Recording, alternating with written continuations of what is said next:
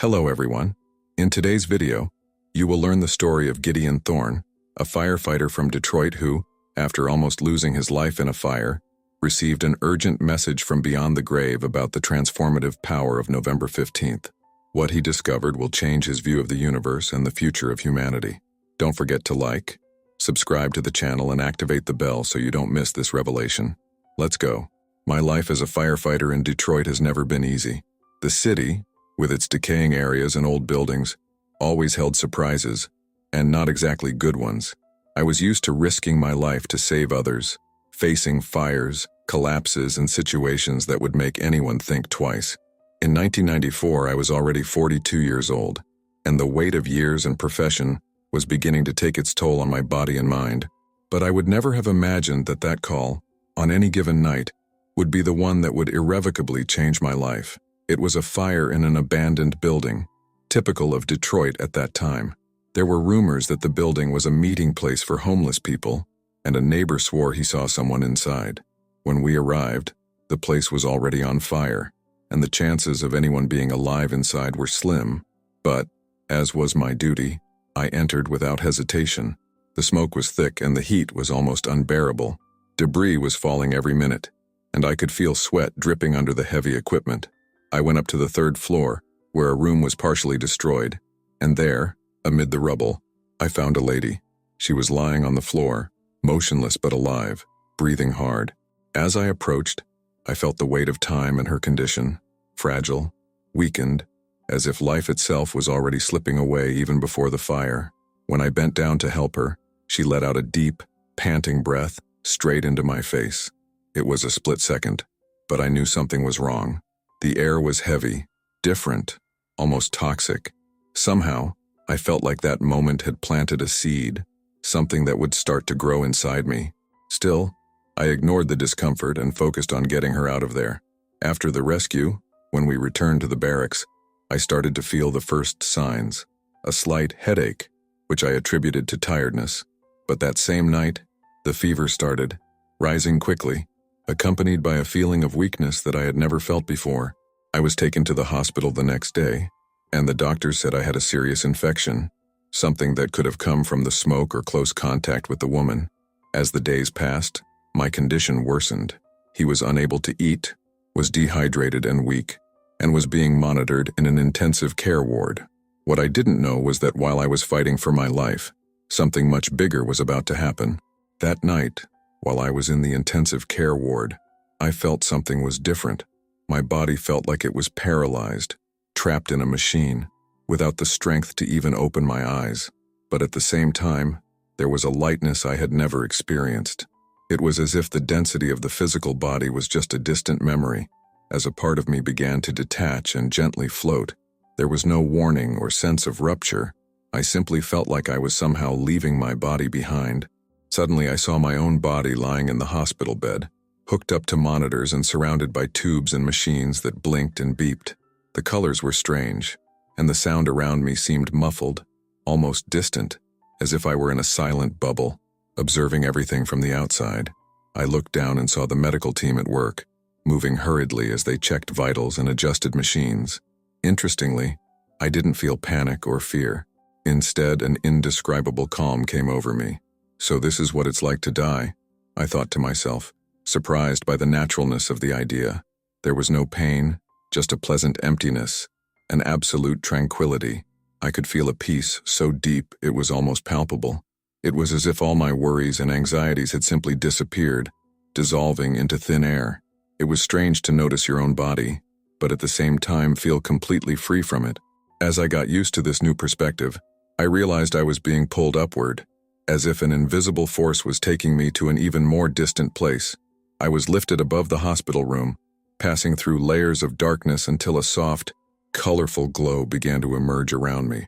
Without any effort, I found myself in a vast space, full of colorful stars, each of them shining with a unique intensity. Looking at these stars awakened in me a feeling of familiarity, as if I had known them for a long time. There, floating among the stars, I felt like I was finally home. It was as if all the weight of life's responsibilities, struggles and fears had disappeared, leaving only the essence of who I was. The dimension around me was serene and indescribably beautiful. The colors of the stars seemed to dance in harmony, and I felt part of something much bigger and eternal. For the first time, I understood that there was something beyond physical life, something so vast that I could barely comprehend it. As I floated in that space full of colorful stars, an overwhelming peace enveloped me, eliminating any trace of anguish or fear.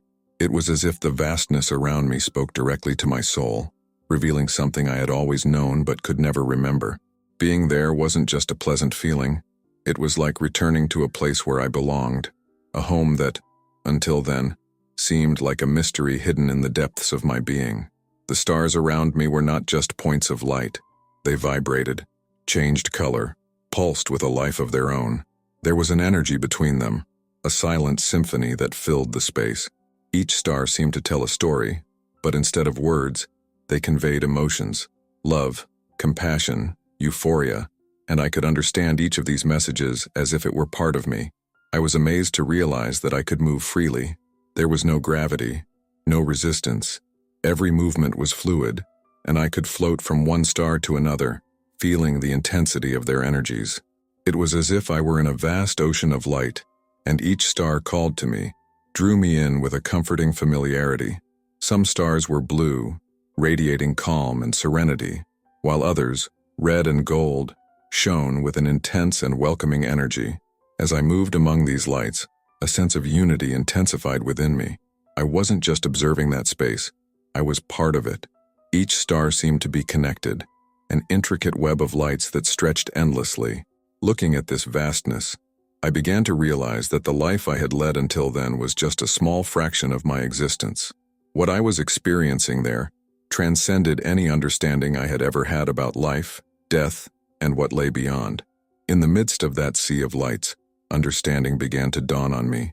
All the experiences, the pain, the victories, the defeats, everything that lives on earth is temporary, like a dream. The true reality was there in that dimension of light and peace, where time and space made no sense. There was only the eternal, what always was and always will be. And at that moment, euphoria invaded me. I felt as if I had found the meaning of life, something that was not possible to express in human words. Little by little, I began to feel a presence beside me, an energy different from the stars, which radiated a more intense and welcoming force. It was a being that observed me with profound calm, waiting for the right moment to communicate, and I knew that what he had to tell me would forever change my understanding of the universe and my purpose. The presence at my side was so intense that, for a moment, I stood still, absorbing its energy. When I turned to look, I was taken by the vision of an angelic being that radiated a soft light, with tones of gold and white. It was not an angel in the traditional sense, like the ones I had seen in paintings and illustrations, but a figure of pure energy, which emitted a feeling of deep love and compassion. He didn't have a defined face, but there was a sharpness to his silhouette, almost like a human form shrouded in a haze of light.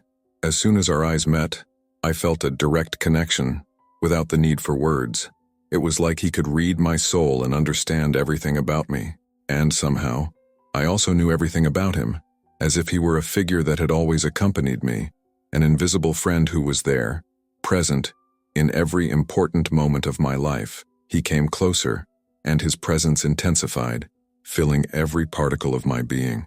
Without making a sound, he began to communicate, transmitting directly to my mind a message that was not made of words, but of pure understanding. The first thing I felt was the unconditional love he radiated. It was as if he was embracing me with his energy, calming all my doubts, fears, and insecurities. "Gideon, there is something you need to know." The message came clear, vibrating inside me. November 15th is a special point, a moment of spiritual convergence. I absorbed the information reverently, without question, as if I knew every word was a universal truth. This day carries a unique energy. Numerologically, the 15th corn with the number 6, 1+5, represents harmony and universal love, while November, the 11th month, is a portal, a direct connection with the divine. Each year, this day forms a vortex of energy and is an opportunity for everyone who dedicates themselves to prayer and meditation to access profound revelations. With each word he conveyed, I felt my understanding expand, He explained that on this day, people on Earth would have the chance to connect with something greater, to perceive life as a unity, and to understand the true purpose behind existence. It was an opportunity to access divine love and universal understanding in a way I never could have imagined. Your mission, Gideon, is not over yet, he conveyed, his tone calm and firm. Physical life is just a stage, a temporary experience, but there is a lot to learn and do. Your time on Earth is not yet over, and there are tasks that only you can accomplish. I absorbed his words with a mixture of gratitude and amazement, but also sadness. Part of me wanted to stay there, in that space of infinite peace, but at the same time, I knew that the angelic being's words were true. I still had a role to play. Upon hearing about November 15th, my curiosity was sparked. It was a date that, until then, I would never have imagined carried any kind of spiritual importance. The words of the angelic being echoed in my mind, and I knew that that message was something that transcended human understanding. The explanation he gave me, although transmitted without words, came as a wave of knowledge, a direct and absolute knowledge. This day, the being continued, is more than an ordinary date. November 15th has a unique strength that can be accessed by those who are willing to open their hearts. Numerology and cosmic energies converge to create a vortex, a window through which divine love and wisdom can flow directly to those who seek it. The concept of a spiritual vortex seemed to me like something out of a dream. In my life as a firefighter, I always dealt with the concrete world, with what was solid and real. But there, in that space of light and peace, I understood that there were forces far beyond what my senses and logic could explain. It was as if, every November 15th, an invisible door opened, allowing energies of harmony, love, and spiritual connection to flow into the earth, touching those who were ready to receive them. For many, this day goes unnoticed, the being explained, but those who, even unconsciously, dedicate this day to prayer, introspection, and meditation will be able to access this current of energy. They will experience revelations. They will have glimpses of their true selves, essence, and will be able to connect with divine love in a profound way. This date offers an opportunity for everyone to perceive life as something beyond matter, as an expression of the love and unity of the universe. Each word hit me with an inexplicable intensity. It was as if the layers of skepticism I had carried for years were being dissolved one by one, replaced by a broader yet unquestionable spiritual understanding. I knew I needed to keep that message, that it was part of what I should take back, if I really needed to return to Earth. This vortex of energy is not just for individuals, he continued, but for humanity as a whole. On a day like November 15th, there is an opening for love and harmony to infiltrate the collective consciousness. It is a chance to raise the vibration of the planet, to unite hearts through understanding, compassion, and universal love. I was overcome with deep gratitude. It was all eye-opening, and I felt blessed to have been chosen to receive this knowledge. The angelic being seemed to understand my emotion, as it continued to radiate that soft light that calmed my soul and, at the same time, strengthened me. Remember, Gideon, the true power of November 15th is only revealed to those who seek it with an open heart, he added, as a warning but also as a promise. And with that last message, I realized that my life and my worldview would never be the same. I would return to Earth, but I would take with me a new mission and purpose, a deeper understanding that physical existence was just a small part of the soul's greater journey. As I listened to the angelic being's revelations about the power of November 15th and the spiritual vortex, I began to understand the true nature of physical life. It was as if a curtain lifted, revealing a world that had always been there, but that I had never suspected. With my heart at peace and my thoughts filled with new understanding, I realized that my entire existence up to that point had been a kind of learning, a preparation for something much greater.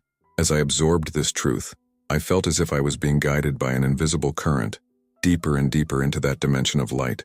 It was as if I were inside a cosmic work of art, where all the colors, lights, and energies danced around, harmoniously. The idea that physical life was just a fraction of existence began to seem natural and obvious. You know, Gideon, the angelic being conveyed to me in an almost paternal tone, physical life is like a play. You enter the scene to learn, experiment, and evolve. Every moment, every emotion, every challenge and joy. They are all part of this learning, but in the end, everyone goes home. The word home resonated with me in a way I had never experienced before. There, in that dimension of peace and light, I felt like I was truly at home. This place where I found myself seemed to be the essence of everything there is. All of life's worries and anxieties seemed small and irrelevant. The work, the money, the daily problems, everything dissolved when compared to the vastness and beauty of the universe around me. I understood that, on Earth, we live trapped in illusions, in limitations that we ourselves create, and that true freedom lies in accepting that we are all part of something much bigger.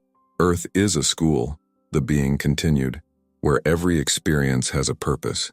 You forget this when you incarnate, but every choice, every act of love, every small gesture of compassion contributes to everyone's evolution.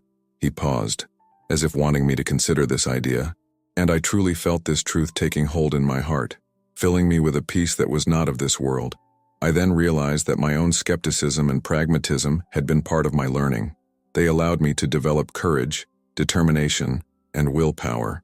But now I knew that I needed to transcend that there was another level of existence, another path waiting to be taken. Physical life was like a shadow play, where each experience was an opportunity for the light within to shine a little brighter. I felt that this new vision was not just a personal truth, but knowledge that should be shared. My return to Earth then started to make more sense.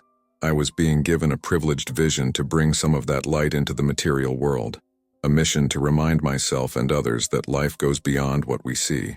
While these revelations still echoed in my being, I realized that I was no longer alone with the angelic being. Amidst that sky of lights and stars, other beings began to approach, forming a circle around me. They were small, almost childlike in their shape, but enveloped in a soft, warm light. They were hooded, and their features were vague, almost indistinct, like delicate shadows that only suggested faces. These beings emanated a joy and unconditional love that touched me deeply. It was as if each of them carried a part of me, a memory, a piece of a story that I couldn't remember clearly but that was essential to who I was. They looked at me with tenderness and welcome, and I felt like they knew me deeply, more than I knew myself. Some laughed lightly, a soft, almost childish laugh, as if they were enchanted by my astonishment at everything that was happening.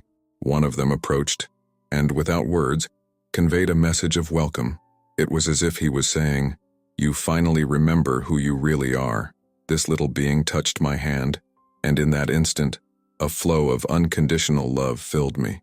It was as if all the weight I carried, the anguish, the fear, and even the responsibility of saving lives that I always considered my mission, disappeared. I felt free and, at the same time, completely accepted. "You were always here," one of the beings whispered telepathically, laughing as he saw my surprised expression. He was amused by my amazement, as if I were a child rediscovering a world I had explored before but forgotten. Some of them asked simple, direct questions, Anand, but they made me reflect deeply. "What are you most grateful for having experienced?"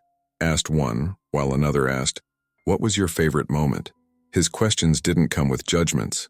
They were more like invitations to explore my own memories and emotions, a celebration of the significant moments in my life. These little beings laughed and had fun, seeming to play with my attempt to understand it all. Even without words, they gave me a feeling of lightness, that life didn't need to be taken so seriously, that there was beauty in every detail, in every moment, and that everything was part of a greater experience. At one point, one of them gave me a slight push, laughing, as if challenging me to embrace that experience completely, without fear. The angelic being, who was still there, just watched with a loving and paternal expression, like a patient guide who watches his apprentice exploring with curiosity. Their presence radiated a calm that encouraged my interaction with these little beings, and every second with them made me feel more connected, more part of a universal unity. That interaction gave me a different understanding of what life was and what it meant to be human. Experience with these spiritual beings seemed to teach me that the emotions, memories, and moments of joy and gratitude that I carried with me were, in fact, the true treasures of existence, and each of them, with their laughter and curious questions, seemed to tell me that everything was fine, that life, with all its complexities and challenges, was perfect just as it was. As I continued interacting with those little spiritual beings, something surprising began to happen. Their questions and gentle touches led me into a kind of review of my life. But unlike what I could imagine, this review was not a court, nor a judgment of everything I had done. Instead, it felt more like a gathering of friends celebrating every important moment I've shared on Earth, as if they were flipping through a photo album full of special memories. Images and sensations began to appear before me, as if they were being projected onto an invisible screen. I saw scenes from my childhood, simple moments, like when I learned to ride a bike with my father holding on tight to the back until I could balance on my own. My mother's laughter as I brought home a mess of clay and leaves that I called a gift when I was little.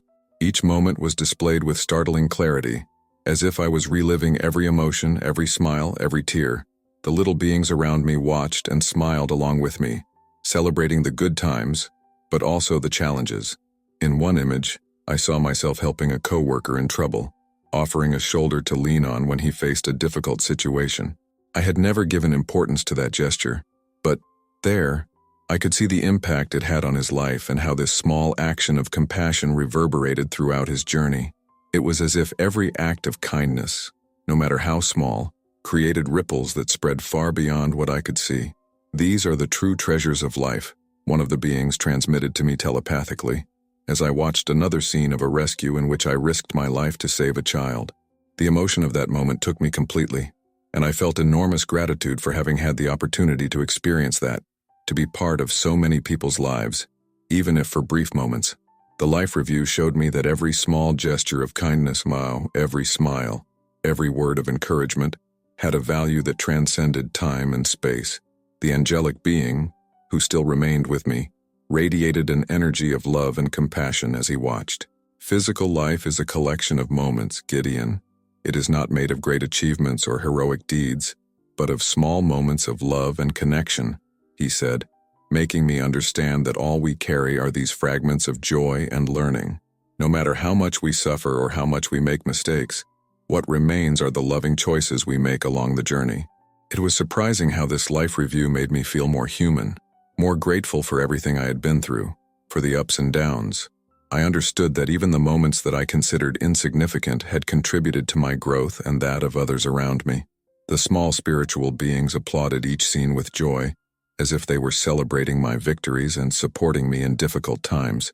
At the end of the review, I felt complete, with a peace I had never experienced before. The message was clear. Life did not have to be perfect or heroic to have value. She was precious just as she was, and every experience, however simple, had contributed to my essence. After experiencing this life review, a wave of serenity came over me. I felt complete, like I had accomplished something significant, and was ready to stay in that place of peace. For me, that was the real home, the place where we came from and where we always return. And I was at peace with the idea of remaining there forever, alongside the spiritual beings and the angelic being who had guided me. But suddenly I felt a slight tremor in my being, a feeling of something incomplete. The angelic being, who until then had remained silent, approached me, and his expression became more serious, although he still carried that infinite compassion. He looked at me with a tenderness that went beyond words and conveyed a message that resonated directly with my soul. "Gideon, you need to return," he communicated to me, his voice resonating in my mind like a calm but steady melody. "It is not your time yet. There are things you need to accomplish on Earth, tasks that only you can accomplish." Upon hearing these words, a mix of emotions overwhelmed me. Part of me desperately wanted to stay in that place, where there was no pain, just peace and unconditional love. There, I didn't feel the weight of life, the responsibilities, the challenges I faced daily as a firefighter and human being. He was willing to argue, to ask permission to stay there, but he knew that this desire was selfish. The being's message was clear. I had a greater purpose to fulfill on the physical plane, something that could not be left unfinished. "But I don't want to go back," I thought, almost like a whisper. I looked at the angelic being, hoping for some kind of compassion that would allow me to remain. He just smiled understandingly, as if he understood my desire perfectly, but also knew what was best for me and those who still depended on my presence. "You chose to live this journey, Gideon," he said, his voice filled with love, "and it is a journey that has not yet ended. There are people you still need to help, lessons you still need to learn, and others you will still inspire with your story. Time on earth is fleeting, but it is part of the eternal growth of the soul. I felt a resistance inside me, a desire to remain that was almost as strong as the love I felt in that place. However, the angelic being's words were filled with profound wisdom. I knew, on some level, he was right. Still, the idea of leaving that space of peace to return to the uncertainties and struggles of physical life was painful. Before I could protest again, I felt my energy begin to wane, as if I was being gently pulled back. The infinite peace of that dimension seemed to slowly disappear, and a slight darkness began to envelop my being. The little beings around me gave me one last wave, with looks full of love and encouragement. They seemed to say without words that they would always be with me, even when I couldn't see them. The angelic being remained at my side until the last second, his loving expression strengthening me as I descended again into the density of earthly life. His last message was a reminder that burned into my heart. Remember, Gideon, that the true power of life is in love, compassion, and patience. These are the gifts you will take back to earth. In the end, with one last look at that space of light, I felt my consciousness being pulled back to the body, to the weight of the flesh, to the sounds and sensations of the physical world, and with that, the return journey was complete. I woke up with a heavy feeling, as if my spirit had been forced back into a tight, dense space. The sounds around me began to intensify, the constant beeping of machines, the muffled voices of nurses, and the faint clink of medical instruments. I slowly opened my eyes and saw the hospital ceiling above me, a familiar yet strange sight after everything I had just experienced. My body felt sore, and there was such profound exhaustion that for a moment I lay still, just trying to process where I was. A nurse approached, her eyes lighting up when she realized I was awake. "Gideon, you're back," she whispered, with an expression that mixed surprise and relief, still a little dazed. I looked at her and asked a question that came to me almost automatically, as if it had been a natural part of my journey. "Why did I come back?" She smiled slightly, probably thinking I was just confused after being unconscious for so long. But for me, the question was serious, urgent. I felt deep down that I had been home, and that returning to my physical body was like a second birth, filled with responsibilities, challenges, and above all, a purpose that I was now beginning to understand. As the days passed and my health recovered, I had time to reflect on everything that had happened. The experience had been more than real. It was a revelation that would transform my life forever. Every detail, from the peace of that starry sky to the words of the angelic being, was engraved in my memory as a constant reminder of what really mattered. I understood now that love, compassion, and patience were the true treasures of life. It was easy to get lost in the daily struggles, small irritations and constant worries that were part of work and routine. But after this experience, these things seemed small, almost irrelevant. What really mattered were the moments of connection, the times I allowed myself to be kind, patient, and thoughtful toward others. I began to observe life in a new way. Every person I encountered, from my coworkers to strangers on the streets of Detroit, seemed charged with spiritual importance. I realized that everyone had their own struggles, their own burdens, and every small gesture of kindness I offered could have an impact that I might never see, but that would reverberate in ways that went beyond what my eyes could capture. November 15th became special for me, as the angelic being had revealed. Each year, I dedicated this day to meditation and prayer, connecting with the spiritual energy that he promised would be so powerful on this day. And even though the people around me didn't fully understand what that meant to me, I felt like I was fulfilling the promise I had made to the angelic being, to honor love, compassion, and patience, both in work and in life. Deep down, I knew my mission was still ongoing. There was a sense of purpose that guided me, an understanding that all the challenges I would face from then on were part of my learning and the learning of others. With each difficult situation, with each person I helped, I remembered the message I had received in that space of light. Physical life is fleeting, but love and connection are eternal. And that, for me, was what really gave meaning to existence. If you like this beautiful spiritual testimony, leave a like, comment on your impressions, subscribe to the channel, and don't forget to activate the notification bell to watch each new video and help us spread this message to a greater number of people. Until next time.